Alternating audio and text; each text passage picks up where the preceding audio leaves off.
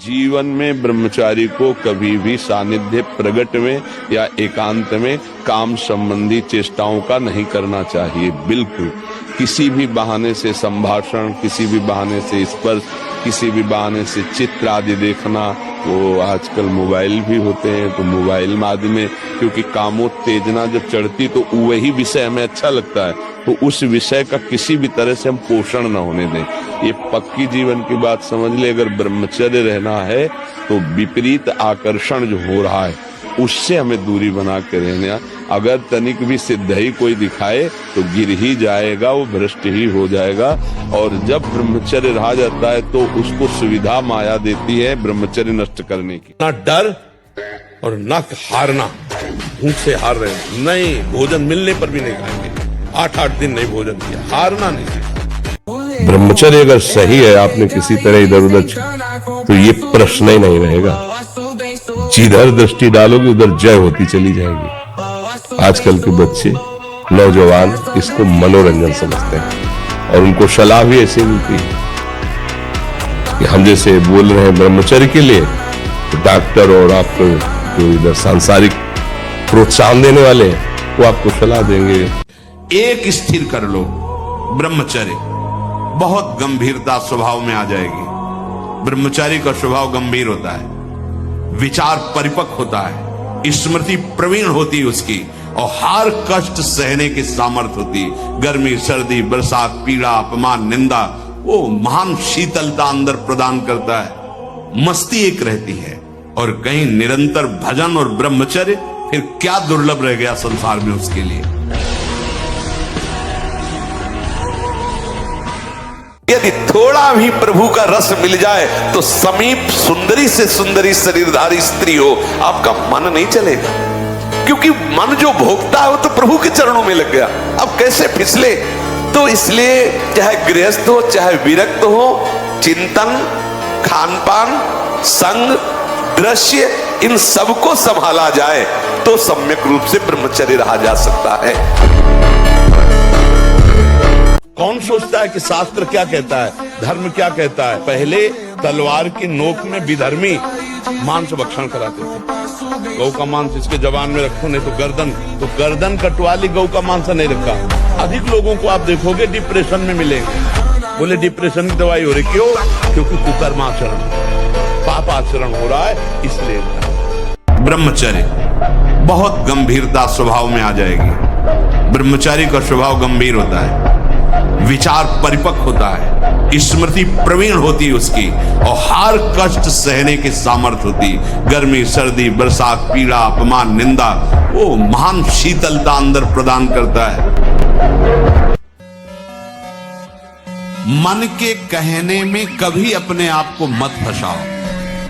जब तक ये प्रभु की तरफ आपको प्रेरित ना करे तब तक इसको अपना दुश्मन मानकर इसका विरोध ही करते रहिएगा। मन का जैसे अपने दुश्मन के प्रत्येक कार्य पर निगरानी करने वाला दुश्मन के प्रहार से बच जाता है, क्योंकि हर क्षण वो सावधान रहता है, वैसे ही जो उपासक मन पर नजर रखकर इसे दुश्मन के भाव से देखता है वो सावधान रहता है और मन के प्रहार से बच जाता है। जहां कहीं ये उल्टा आपको ले जाने के लिए करे, बस इसकी सुनना नहीं, बिल्कुल इसके विरोध में हो जाना। ये बड़ा बलवान है पर तुमसे बड़ा नहीं। ब्रह्मचर्य के बिना जीवन मृत है, मृत। ब्रह्मचर्य अमृत है। ब्रह्मचर्य प्रतिष्ठाया वीर्य लाभ, यानी कि आप ब्रह्मचर्य का पालन करते हैं तो आपके शरीर में बल की वृद्धि होती है। जो परम के मार्ग पर है या जो ईश्वर के रास्ते पर है, एक ब्रह्मचारी है। ब्रह्मचर्य की तलवार के जितनी अधिक धार लगाओगे ना तो कामदेव को उतनी ही जल्दी मार पाओगे। जिसने अखंड ब्रह्मचर्य का पालन किया वो इंसान सपाट पे दंड बैठकों को वो ही सिद्ध कर सकता है। बड़ी इतनी बड़ी कि हम ब्रह्मांड को पूरा याद कर सकते हैं। अगर हम ब्रह्मचर्य से सही चले और अपनी पढ़ाई पर ध्यान दें तो कोई ऐसी बात नहीं जो हम बोल ना सके। आज का नौजवान इसी से तो प्रतीत हो रहा है, चाहे वो बच्ची हो चाहे बच्चा हो। ऐसा हवा चल गई, अब तुम करोगे बॉयफ्रेंड, करोगे मनोरंजन, तो स्कूल का जो प्रश्न आएगा उसका उत्तर कौन देगा? तुम्हारी बुद्धि वैसे ही भोगों में रम गई। इसीलिए तो ब्रह्मचर्य रहने की बात हम कहते हैं। तो गुरुजी आप जैसी बुद्धि कहाँ से मिले? ब्रह्मचर्य से। नियम लो आज से, चाहे कुछ हो जाए अपने हाथ को कंट्रोल में रखना, चाहे कुछ भी हो जाए, चाहे जितना मन परेशान करे। जीत जाओगे अगर नियम ले लोगे। ले रहे हो नियम, कुछ भी हो जाए मैं क्रिया नहीं करूंगा। बस फिर तुम अगली बार आना, हमें बताना तुम्हें क्या परेशानी है। ब्रह्मचर्य रहने के लिए आपको अपनी दिनचर्या सुधारनी होगी। प्रातः 4 बजे आपको उठना ही होगा, तभी आप ब्रह्मचर्य रह सकते हैं। अगर आप नहीं उठते तो आप देख लेना इसका आध्यात्मिक प्रभाव पड़ता है। आप देखिएगा 3 बजे से लेकर के सूर्य उदय के तक अगर आप सोते आपका स्वप्न दोष बढ़ेगा, आपका संयम बिगड़ेगा। अगर आप कोई ऐसी कुछ चेष्टाएं नहीं किए हैं तो स्वप्न दोष की संभावना ही नहीं होती। आप बाल्यावस्था से कुछ चेष्टाएं करते हैं, संयम विरुद्ध रहते हैं, तो आप ना चाहते हुए फिर सामर्थ्यहीन हो जाते हैं, ब्रह्मचर्यहीन हो जाते हैं। ये मनुष्य जन्म है, हम अविनाशी हैं, परमात्मा के अंश है। धारणा सीखो, हर कष्ट को गले लगाना सीखो, हर संघर्ष को रौंदना सीखो। अरे बिल्ली कुत्ते की तरह रो करके मर जाना ये मनुष्य जन्म है।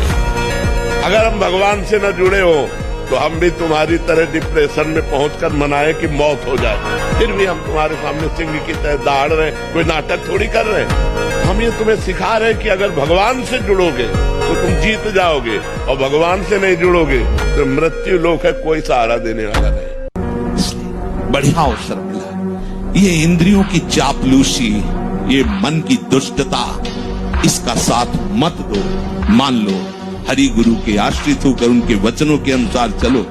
देखो अगर आप ज्यादा हठ करोगे तो हरि इतने कृपालु हैं कि फिर वो ऐसा कर देंगे।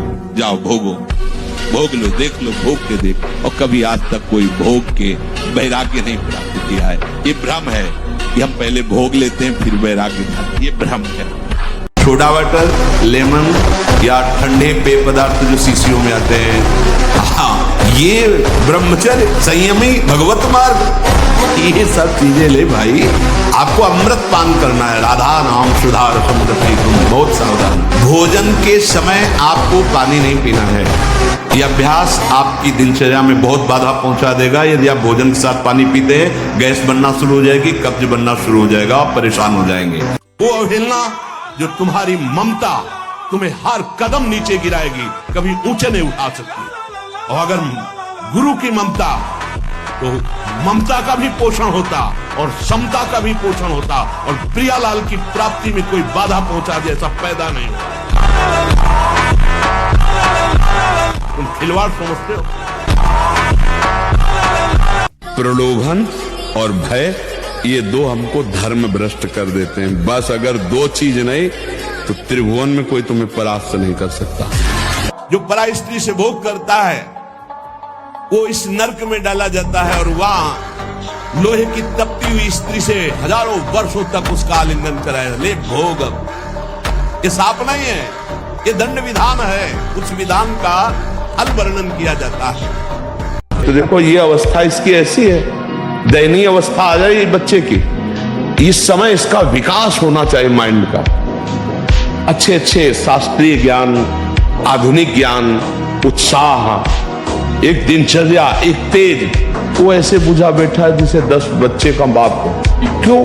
क्योंकि उसकी जीवनी शक्ति का ह्रास हो चुका है। आजकल नए बच्चों को देखो ना, वो इतने खुद टेंशन, इनको क्या टेंशन, अब बोलो क्या है टेंशन? ये टेंशन की अवस्था है। इस समय तो आनंद की अवस्था है।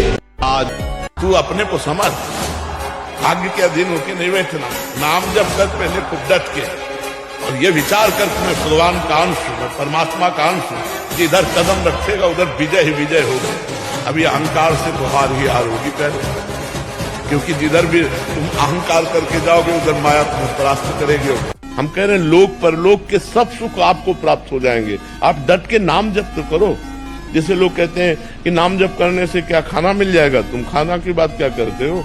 अगर भगवान का नाम जप करो तो लोक परलोक सब जगह सुख प्राप्त होता है। जहां पाप नष्ट हुए तो सुख ही सुख घेर लेता है। और अगर भाई पाप कर्म करोगे तो पुण्य के प्रताप से ये मिल जरूर सकता है, लेकिन तुम्हारा नाश हो जाएगा, अंत में तुम्हारा नाश हो जाएगा। अंत में तुम जीरो पे होगे, कुछ तुम्हारे पास नहीं होगा।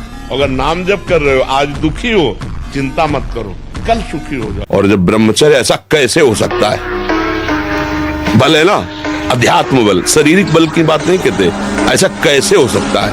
यदि एक बार ऐसा हुआ तो 1000 बार मैं प्रयास करूंगा और इस पर विजय। वो मतलब जिद्दी स्वभाव, एक निष्ठा उसी से आती है, उसी से। पहले खेती जोतते थे ना किसान, एक पार वाला होता था और पूरे खेत को उसी से जोतला है, बलवान होते। 2 लीटर मठा और 8 रोटी पाए, बैल की जैसी ताकत। अगर बैल को नाथ पकड़ के रोक ले तो वो वही खड़ा हो जाए।